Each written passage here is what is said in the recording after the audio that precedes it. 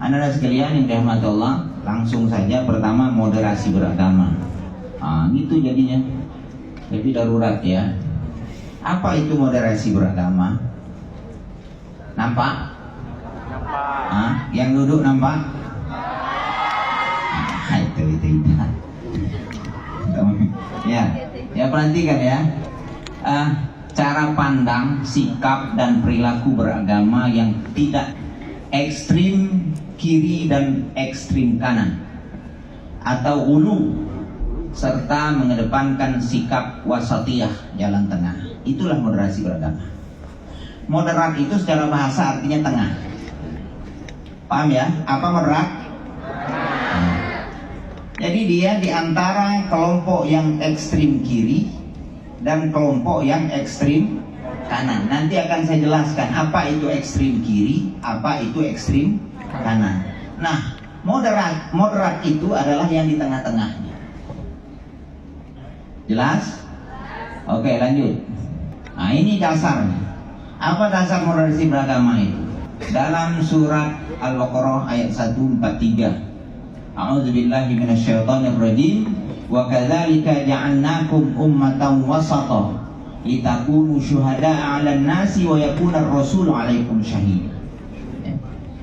Dan demikian pula kami telah menjadikan kamu umat yang tengah, wasata. Kamu menjadi saksi dari perbuatan manusia. Ya, surah Al-Baqarah ayat 143. Kata wasata ini ditafsirkan oleh banyak mufassir, di antara artinya adalah al-adal. Apa arti al-adal? Mana al-adal? Adil. Kita tahu apa yang dimaksud dengan adil. Adil tidak mesti sama banyak. Benar? Sekali lagi saya ulang, adil tidak mesti sama banyak. Ananda nanti punya anak kelas 1 SD dengan punya anak yang sudah kuliah semester 1, itu punya kebutuhan yang berbeda dan kita kasih uang jajan yang berbeda. Kalau anak kelas 1 SD paling itu 5.000, paling tinggi 10.000, itu udah bisa poya-poya ya. Ya kan? Dan tidak baik. Kalau 10.000 itu tidak baik, dia poya-poya nanti. Beli cireng, beli apa lagi? Yang lebar-lebar pakai kuah itu apa namanya? Kerupuk sate, kalau lontong mahal. Ya.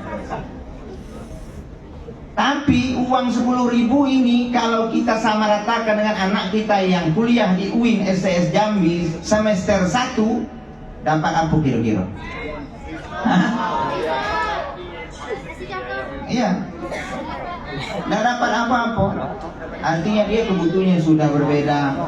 Belum paketnya lagi, apalagi kalau perempuan, belum bedaknya, belum eyeshadow-nya, belum lipsticknya, ya, dan sebagainya. Artinya adil itu adalah wad'a syai' ala mahalli, meletakkan sesuatu sesuai dengan porsi dan posisinya.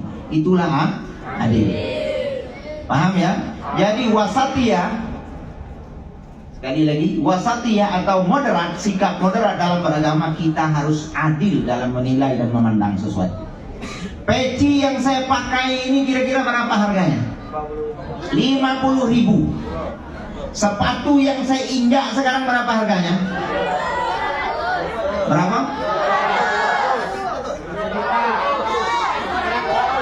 Ya. Ya. Kisaran antara 200 sampai 250.000. Ya. Adilkah saya hanya mempertimbangkan harga sepatu lebih mahal daripada harga peci, maka sepatu saya tukar, saya pakaikan di kepala, dan peci saya pakaikan di kaki? Bisakah adil? Tidak bisa, karena adil itu adalah meletakkan sesuatu sesuai dengan tempatnya. Nah ini, jadi orang yang moderat dalam agama, dia harus adil dalam memilih sesuatu, menilai sesuatu.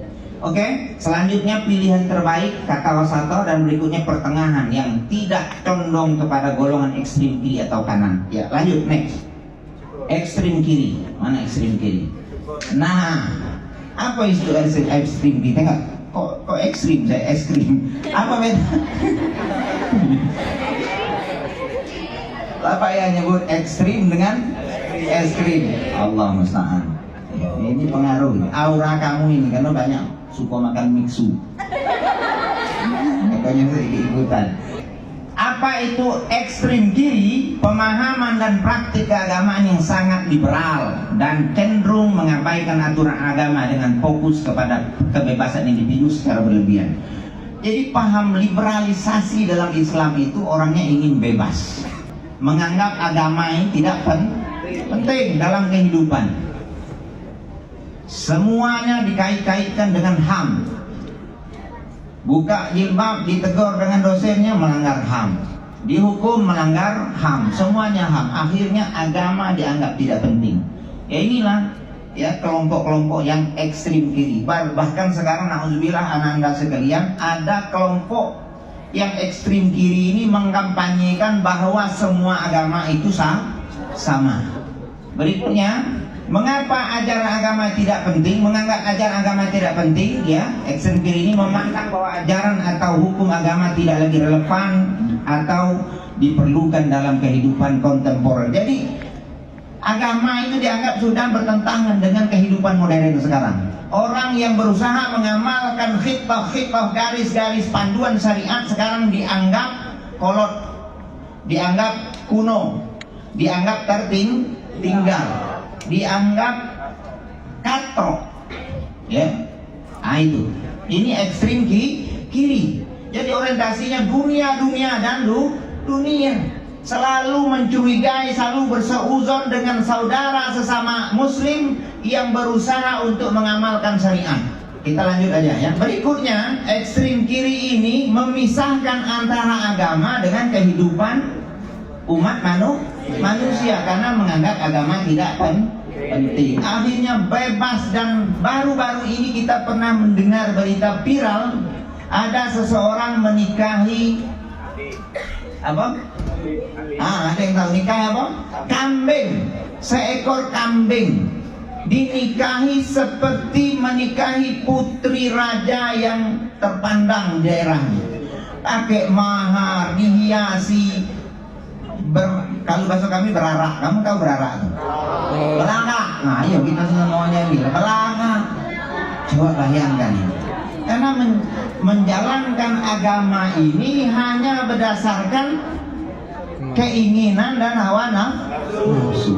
Nah ini yang mengerikan, ya. Ini yang mengerikan. Inilah diantara contoh-contoh ekstrim kiri. Orang yang moderat itu tidak boleh berada di garis kelompok yang ekstrim kiri. Sekarang berikutnya giliran ekstrim kanan. Kalau tadi ekstrim kiri, sekarang ekstrim kanan. Apa itu kelompok ekstrim kanan? Kelompok yang cara berpikirnya sangat radikal, sangat ekstrim, suka mengkafirkan saudara sesama muslim, suka menyesatkan orang-orang yang berbeda dan tidak mempunyai pemahaman sama dengan kelompoknya, suka menjudge secara serampangan, suka memponis saudara sesama muslim yang dia anggap tidak menjalankan syariat ini. Dan ini ngeri. Pemikiran takfiri ini lambat atau cepat akan merongrong dan merusak, ya, cara pandang dan cara beragama generasi muda kaum muslimin. Dan endingnya kalau kita tidak basmi, negara NKRI kita ini akan terancam. Ancamannya pertama apa? Integrasi. Ancamnya apa? Perpecahan antara kaum muslimin. Dan ini juga terjadi. Pokoknya orang yang berbeda dengan dia itu dianggap kelompok sesat. Dan saya pernah ngobrol dengan pentolan dan tokoh yang bersangkutan. Mereka memahami ayat waman lam yahkum bima anzalallah faulaika humul kafirun. Barang siapa yang tidak menerapkan hukum yang tidak sesuai dengan apa yang Allah turunkan, maksudnya Al-Quran, faulaika humul kafirun. Mereka itu adalah orang-orang kafir. Dengan dasar ayat ini maka tidak merasa ngeri mereka, dengan ringannya lisan mereka mengatakan bahwa presiden kita taut, sebagaimana disampaikan oleh Pak Kajur tadi. DPR kafir.